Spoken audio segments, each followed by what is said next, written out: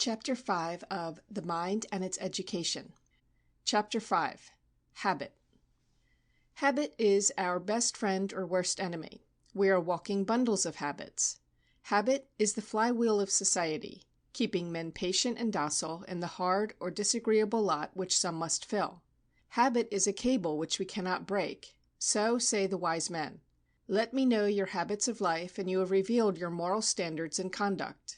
Let me discover your intellectual habits, and I understand your type of mind and methods of thought. In short, our lives are largely a daily round of activities dictated by our habits in this line or that. Most of our movements and acts are habitual. We think as we have formed the habit of thinking. We decide as we are in the habit of deciding. We sleep or eat or speak as we have grown into the habit of doing these things. We may even say our prayers or perform other religious exercises as matters of habit. But while habit is the veriest tyrant, yet its good offices far exceed the bad even in the most fruitless or depraved life. 1. The nature of habit. Many people, when they speak or think of habit, give the term a very narrow or limited meaning. They have in mind only certain moral or personal tendencies usually spoken of as one's habits. But in order to understand habit in any thorough and complete way, we must, as suggested by the preceding paragraph, broaden our concept to include every possible line of physical and mental activity. Habit may be defined as the tendency of the nervous system to repeat any action that has been performed once or many times. The physical basis of habit. Habit is to be explained from the standpoint of its physical basis. Habits are formed because the tissues of our brains are capable of being modified by use, and of so retaining the effects of this modification that the same act is easier of performance each succeeding time. This results in the old act being repeated instead of a new one being selected, and hence the old act is perpetuated. Even dead and inert matter obeys the same principles in this regard as does living matter. Says M. Léon Dumont, quote, "Everyone knows how a garment, having been worn a certain time, clings to the shape of the body better than when it was new. There has been a change in the tissue, and this change is a new habit of cohesion. A lock works better after having been used some time. At the outset, more force was required to overcome certain roughness in the mechanism. The overcoming of this resistance is a phenomenon of habituation. It costs less trouble to fold a paper when it has been folded already. This saving of trouble is due to the essential nature of habit, which brings it about that to reproduce the effect a less amount of the outward cause is required. The sounds of a violin improve by use in the hands of an able artist, because the fibers of the wood at last contract habits of vibration conformed to harmonic relations. This is what gives such inestimable value to instruments that have belonged to great masters. Water in flowing hollows out for itself a channel, which grows broader and deeper, and after having ceased to flow, it resumes when it flows again the path traced for itself before. Just so, the impressions of outer objects fashion for themselves in the nervous system more and more appropriate paths, and these vital phenomena recur under similar excitements from without, when they have been interrupted for a certain time. All living tissue plastic. What is true of inanimate matter is doubly true of living tissue. The tissues of the human body can be molded into almost any form you choose if taken in time. A child may be placed on his feet at too early an age, and the bones of his legs form the habit of remaining bent. The Flathead Indian binds a board on the skull of his child, and its head forms the habit of remaining flat on the top. Wrong bodily postures produce curvature of the spine, and pernicious modes of dress deform the bones of the chest. The muscles may be trained into the habit of keeping the shoulders straight or letting them droop, those of the back to keep the body well up on the hips or to let it sag, those of locomotion to give us a light, springy step or to allow a shuffling carriage, those of speech to give us a clear-cut, accurate articulation or a careless, halting one, and those of the face to give us a cheerful cast of countenance or a glum and morose expression. Habit a modification of brain tissue. But the nervous tissue is the most sensitive and easily molded of all bodily tissues. In fact, it is probable that the real habit of our characteristic walk, gesture, or speech resides in the brain rather than in the muscles which it controls. So delicate is the organization of the brain structure and so unstable its molecules that even the perfume of the flower, which assails the nose of a child, the song of a bird which strikes his ear, or the fleeting dream which lingers but for a second in his sleep, has so modified his brain that it will never again be as if these things had not been experienced. Every sensory current which runs in from the outside world, every motor current which runs out to command a muscle, every thought that we think, has so modified the nerve structure through which it acts that a tendency remains for a like act to be repeated. Our brain and nervous system is daily being molded into fixed habits of acting by our thoughts and deeds, and thus becomes the automatic register of all we do. The old Chinese fairy story hits upon a fundamental and vital truth. These celestials tell their children that each child is accompanied by day and by night, every moment of his life, by an invisible fairy, who is provided with a pencil and tablet. It is the duty of this fairy to put down every deed of the child, both good and evil, in an indelible record which will one day rise as a witness against him. So it is in very truth with our brains. The wrong act may have been performed in secret. No living being may ever know that we performed it, and a merciful Providence may forgive it, but the inexorable monitor of our deeds was all the time beside us writing the record, and the history of that act is inscribed forever in the tissues of our brain. It may be repented of bitterly in sackcloth and ashes, and be discontinued, but its effects can never be quite effaced. They will remain with us a handicap till our dying day, and in some critical moment in a great emergency we shall be in danger of defeat from that long past and forgotten act. We must form habits.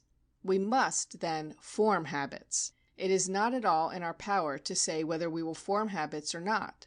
For once started, they go on forming themselves by day and night, steadily and relentlessly. Habit is, therefore, one of the great factors to be reckoned with in our lives, and the question becomes not, shall we form habits, but what habits we shall form.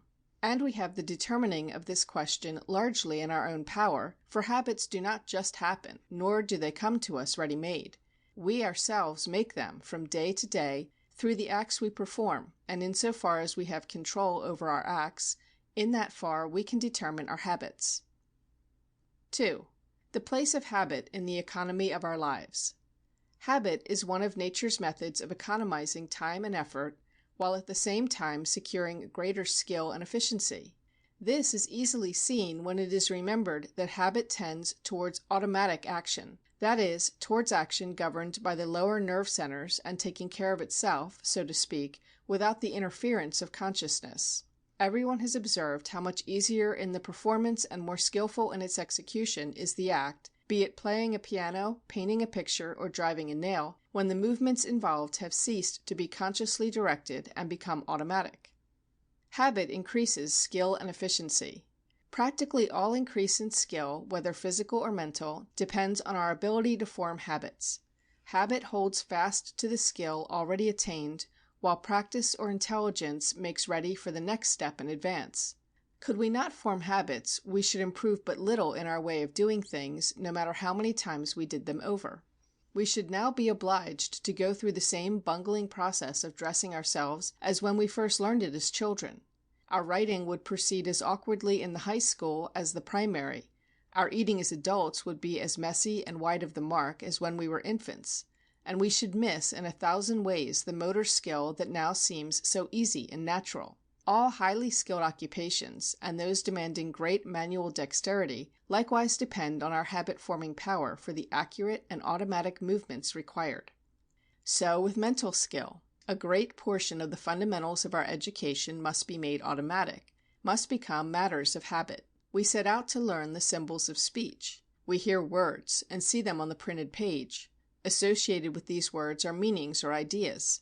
Habit binds the word and the idea together, so that to think of the one is to call up the other, and language is learned. We must learn numbers. So we practice the combinations, and with 4 times 6 or 3 times 8 we associate 24. Habit secures this association in our minds, and lo, we soon know our tables. And so on throughout the whole range of our learning. We learn certain symbols or facts or processes, and habit takes hold and renders these automatic, so that we can use them freely, easily, and with skill, leaving our thought free for matters that cannot be made automatic. One of our greatest dangers is that we shall not make sufficiently automatic enough of the necessary foundation material of education. Failing in this, we shall at best be but blunderers intellectually, handicapped because we failed to make proper use of habit in our development. For, as we have seen in an earlier chapter, there is a limit to our mental energy and also to the number of objects to which we are able to attend. It is only when attention has been freed from the many things that can always be thought or done in the same way that the mind can devote itself to the real problems that require judgment, imagination, or reasoning. The writer whose spelling and punctuation do not take care of themselves will hardly make a success of writing. The mathematician whose number combinations, processes, and formulae are not automatic in his mind can never hope to make progress in mathematical thinking. The speaker who, while speaking, has to think of his gestures, his voice, or his enunciation will never sway audiences by his logic or his eloquence. Habit saves effort and fatigue. We do most easily and with least fatigue that which we are accustomed to do. It is the new act or the strange task that tires us. The horse that is used to the farm wearies if put on the road, while the roadster tires easily when hitched to the plow.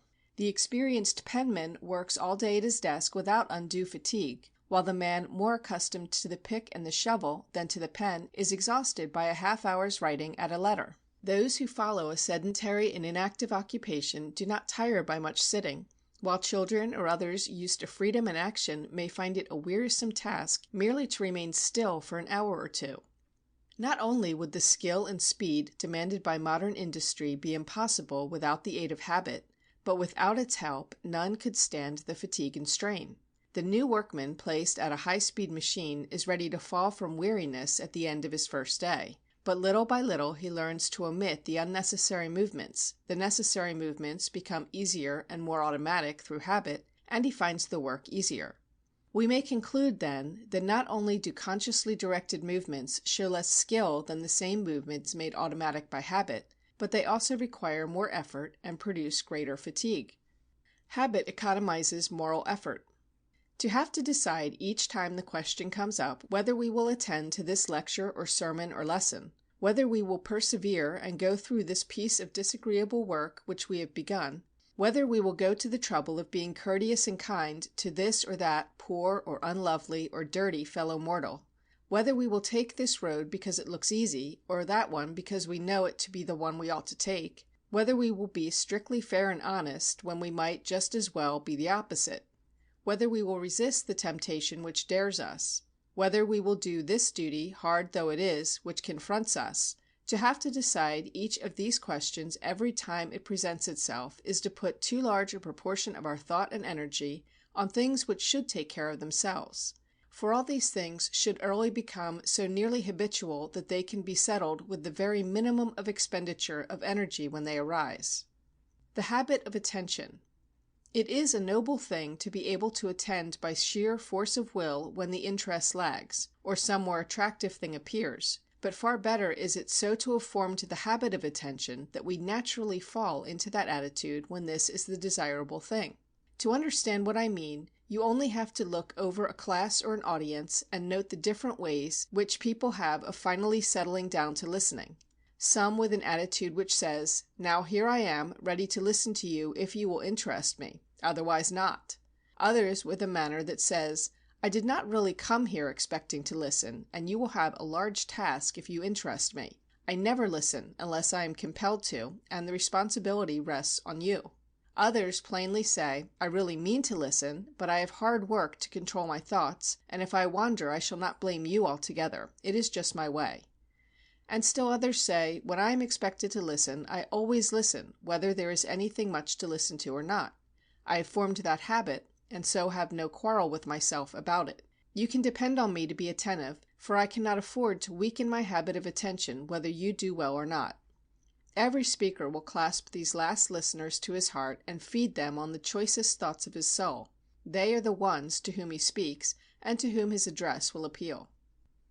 Habit enables us to meet the disagreeable. To be able to persevere in the face of difficulties and hardships, and carry through the disagreeable thing in spite of the protests of our natures against the sacrifice which it requires, is a creditable thing, but But it is more creditable to have so formed the habit of perseverance that the disagreeable duty shall be done without a struggle or protest or question. Horace Mann testifies of himself that whatever success he was able to attain was made possible through the early habit which he formed of never stopping to inquire whether he liked to do a thing which needed doing, but of doing everything equally well and without question, both the pleasant and the unpleasant.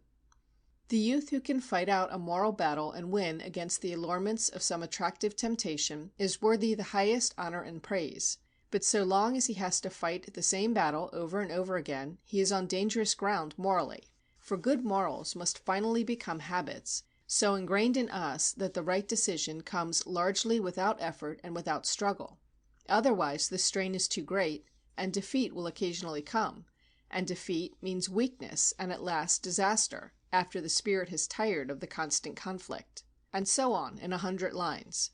Good habits are more to be coveted than individual victories in special cases, much as these are to be desired. For good habits mean victories all along the line. Habit the foundation of personality. The biologist tells us that it is the constant and not the occasional in the environment that impresses itself on an organism. So also it is the habitual in our lives that builds itself into our character and personality. In a very real sense, we are what we are in the habit of doing and thinking. Without habit, personality could not exist, for we could never do a thing twice alike, and hence would be a new person each succeeding moment. The acts which give us our own peculiar individuality are our habitual acts, the little things that do themselves moment by moment without care or attention, and are the truest and best expression of our real selves. Probably no one of us could be very sure which arm he puts into the sleeve or which foot he puts into the shoe first, and yet each of us certainly formed the habit long ago of doing these things in a certain way. We might not be able to describe just how we hold the knife and fork and spoon, and yet each has his own characteristic and habitual way of handling them. We sit down and get up in some characteristic way, and the very poise of our heads and attitudes of our bodies are the result of that. We get sleepy and wake up, become hungry and thirsty at certain hours, through force of habit. We form the habit of liking a certain chair, or nook, or corner, or path, or desk, and then seek this to the exclusion of all others. We habitually use a particular pitch of voice and type of enunciation in speaking, and this becomes one of our characteristic marks. Or we form the habit of using barbarisms or solecisms of language in youth, and these cling to us and become an inseparable part of us later in life. On the mental side, the case is no different. Our thinking is as characteristic as our physical acts. We may form the habit of thinking things out logically, or of jumping to conclusions, of thinking critically and independently, or of taking things unquestioningly on the authority of others. We may form the habit of carefully reading good, sensible books, or of skimming sentimental and trashy ones, of choosing elevating, ennobling companions, or the opposite, of being a good conversationalist and doing our part in a social group, or of being a drag on the conversation and needing to be entertained. We may form the habit of observing the things about us and enjoying the beautiful in our environment, or of failing to observe or to enjoy. We may form the habit of obeying the voice of conscience, or of weakly yielding to temptation without a struggle, of taking a reverent attitude of prayer in our devotions, or of merely saying our prayers. Habit saves worry and rebellion. Habit has been called the balance wheel of society. This is because men readily become habituated to the hard, the disagreeable, or the inevitable, and cease to battle against it. A lot that at first seems unendurable after a time causes less revolt. A sorrow that seems too poignant to be borne in the course of time loses some of its sharpness. Oppression or injustice that arouses the fiercest resentment and hate may finally come to be accepted with resignation. Habit helps us learn that what cannot be cured must be endured. 3. The tyranny of habit. Even good habits need to be modified. But even in good habits there is danger. Habit is the opposite of attention. Habit relieves attention of unnecessary strain. Every habitual act was at one time, either in the history of the race or of the individual, a voluntary act. That is, it was performed under active attention. As the habit grew, attention was gradually rendered unnecessary, until finally it dropped entirely out. and herein lies the danger. Habit, once formed, has no way of being modified unless in some way attention is called to it, for a habit left to itself becomes more and more firmly fixed. The rut grows deeper. In very few, if any, of our actions can we afford to have this the case. Our habits need to be progressive. They need to grow, to be modified, to be improved. Otherwise they will become an encrusting shell, fixed and unyielding, which will limit our growth. It is necessary, then, to keep our habitual acts under some surveillance of attention, to pass them in review for inspection every now and then, that we may discover possible modifications which will make them more serviceable.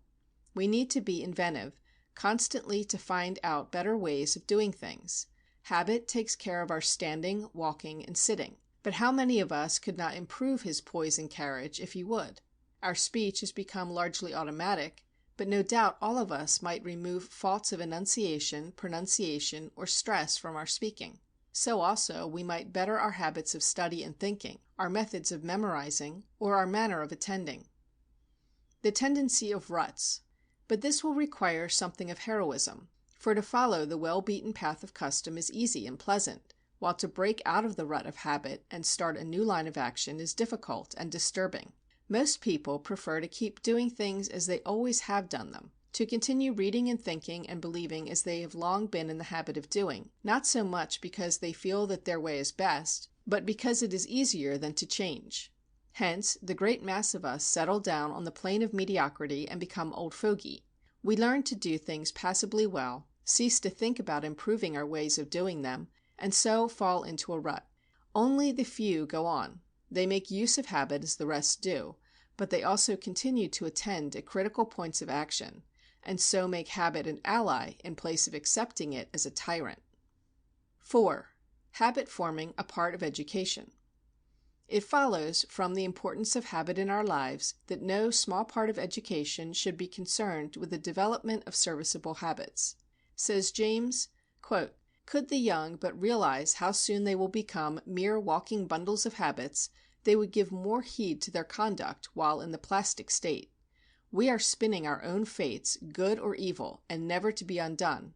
Every smallest stroke of virtue or of vice leaves its never so little scar." End of quote. Any youth who is forming a large number of useful habits is receiving no mean education, no matter if his knowledge of books may be limited. On the other hand, no one who is forming a large number of bad habits is being well educated, no matter how brilliant his knowledge may be. Youth the time for habit forming. Childhood and youth is the great time for habit forming. Then the brain is plastic and easily molded, and it retains its impressions more indelibly. Later it is hard to modify, and the impressions made are less permanent. It is hard to teach an old dog new tricks, nor would he remember them if you could teach them to him, nor be able to perform them well even if he could remember them. The young child will, within the first few weeks of its life, form habits of sleeping and feeding. It may in a few days be led into the habit of sleeping in the dark, or requiring a light, of going to sleep lying quietly, or of insisting upon being rocked, of getting hungry by the clock, or of wanting its food at all times when it finds nothing else to do, and so on. It is wholly outside the power of the mother or the nurse to determine whether the child shall form habits, but largely within their power to say what habits shall be formed, since they control his acts. As the child grows older, the range of his habits increases, and by the time he has reached his middle teens, the greater number of his personal habits are formed.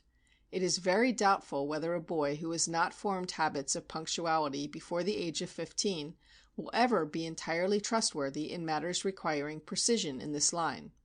The girl who has not, before this age, formed habits of neatness and order will hardly make a tidy housekeeper later in her life. Those who in youth have no opportunity to habituate themselves to the usages of society may study books on etiquette and employ private instructors in the art of polite behavior all they please later in life, but they will never cease to be awkward and ill at ease.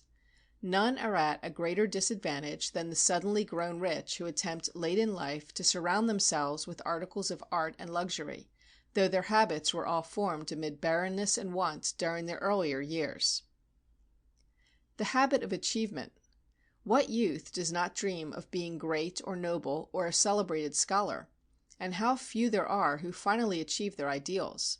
Where does the cause of failure lie? Surely not in the lack of high ideals. Multitudes of young people have Excelsior as their motto, and yet never get started up the mountain slope, let alone toiling on to its top.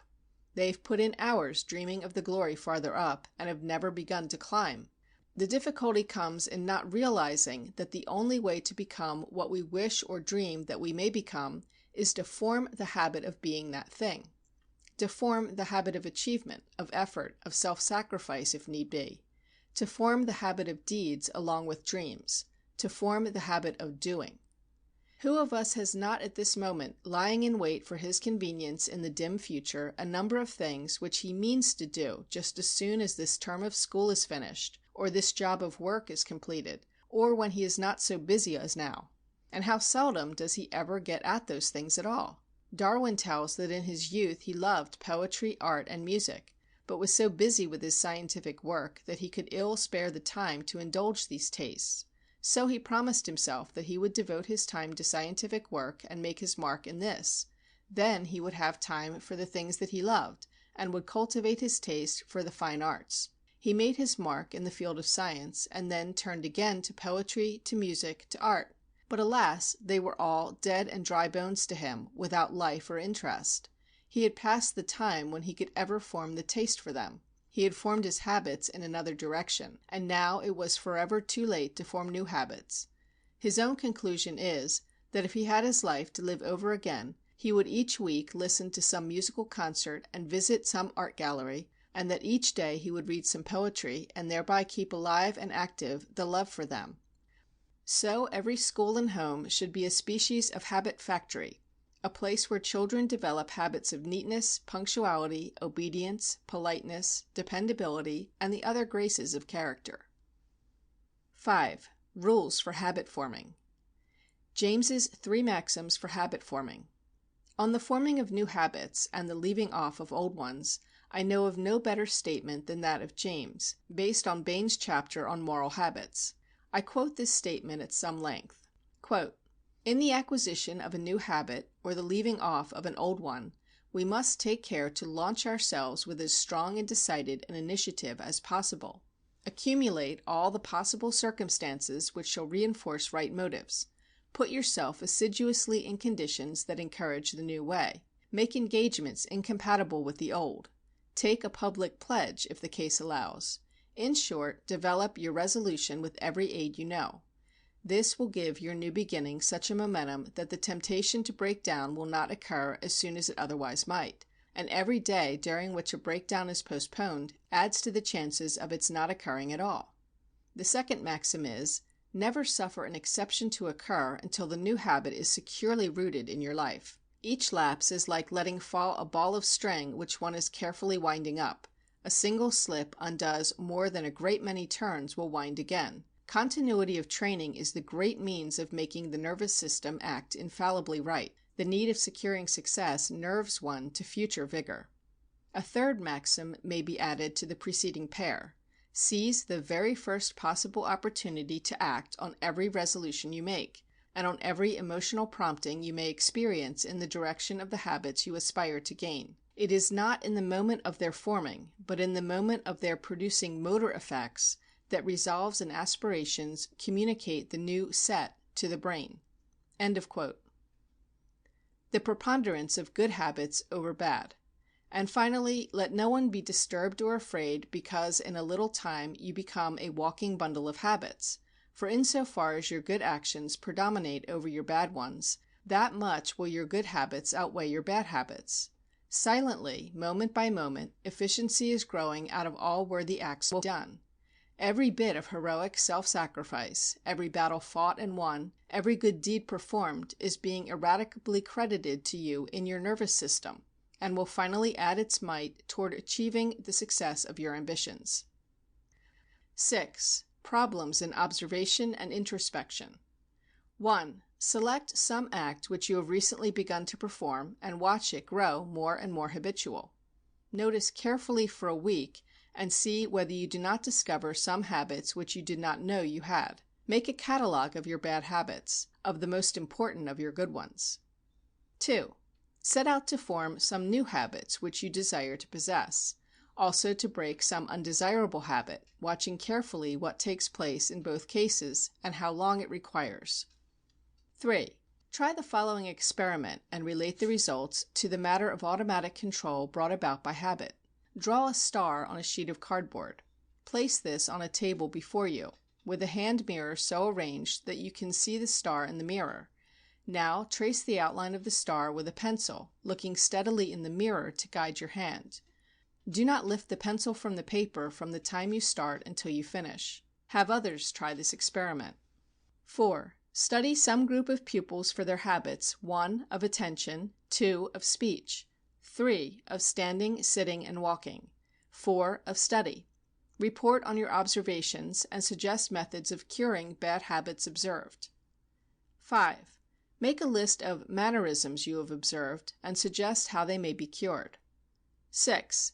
Make a list of from 10 to 20 habits which you think the school and its work should especially cultivate. What ones of these are the schools you know least successful in cultivating? Where does the trouble lie? End of Chapter 5. Recording by Colleen McMahon.